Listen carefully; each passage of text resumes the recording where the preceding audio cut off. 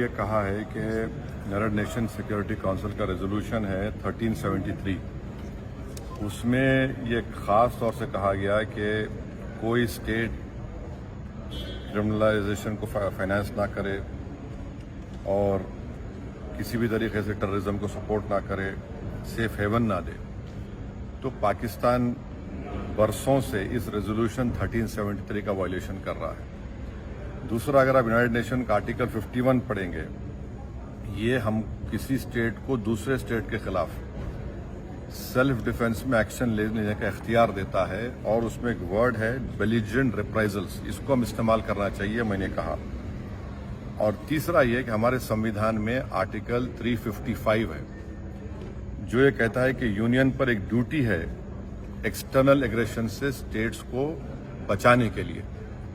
تو یہ تینوں چیزیں ہیں سرکار کے سامنے، اور وہ جو مناسب سمجھتے ہیں ان ٹیررسٹ گروپ کے خلاف، جس دیش میں ان ٹیررسٹ گروپ کو پناہ دی جا رہی ہے، مدد دی جا رہی ہے، ان کو کوئی طاقت دی جا رہی ہے، ان کے خلاف ایکشن لے سکتے ہیں. چوتھی بات یہ ہے کہ انٹرنیشنل لا اس بات کی اجازت دیتا ہے کہ ہم نیول اور ایئر بلاکیڈ کریں پاکستان کے سیلف ڈیفنس میں، اور سینکشنز لگائیں پاکستان کے اوپر، خاص طور سے آرمز سیلز میں.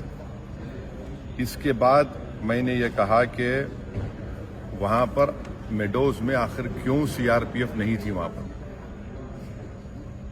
کیونکہ میں نے پوچھا ہے کہ جنوری میں CRPF کے 2 یونٹ کو ہٹا لیا گیا تھا وہاں سے. اسی سلسلے میں میں نے یہ بھی پوچھا کہ کوئک ریئیکشن ٹیم کو 1 گھنٹہ لگا اوپر پہنچنے کے لیے، جب تک یہ پورے شیاطین، یہ تمام ظالم لوگ وہاں پر مذہب پوچھ کر گولی مارتے رہے. اور 2000 میں وہاں پر ایک ننوان کیمپ ہے پہلگام میں، وہاں پر بھی 30 یاتریوں کو مارا گیا تھا، اور اس میں ایک کمیٹی بنائی گئی تھی لیفٹیننٹ جنرل JH مکھرجی کی. اس کا رپورٹ کا کیا ہوا؟ تو یہ سب باتیں ہم نے کہی ہیں، اور ہم امید کرتے ہیں کہ ساتھ ہی ساتھ میں نے یہ بھی کہا کہ کشمیریوں کے خلاف اور کشمیری اسٹوڈنٹس کے خلاف جو جھوٹا پروپیگنڈا کیا جا رہا ہے وہ رکنا چاہیے. اور اگر لوگ سوشل میڈیا میں یا ٹی وی چینل کے کوئی اینکرز ہیں، یہ بھی میں نے کہا اگر وہ ہندو مسلمان نفرت میں اضافہ کریں گے تو وہ لشکر طیبہ مسکرائے گا ان کے اوپر، پاکستان مسکرائے گا ان کے اوپر. آپ اس طرح سے کسی ایک سمودائے کو جو اس باعزت اس ملک کے شہری ہیں، اور مسلمانوں کا اس سے کوئی تعلق ہے نہ کبھی رہے گا، یقیناً ہم مان رہے کہ ان دہشت گردوں نے کسی کا ریلیجن پوچھ کر ان کی جان لی، وہ کنڈیمنیبل ہے، میرے پاس تو الفاظ بھی نہیں ہیں.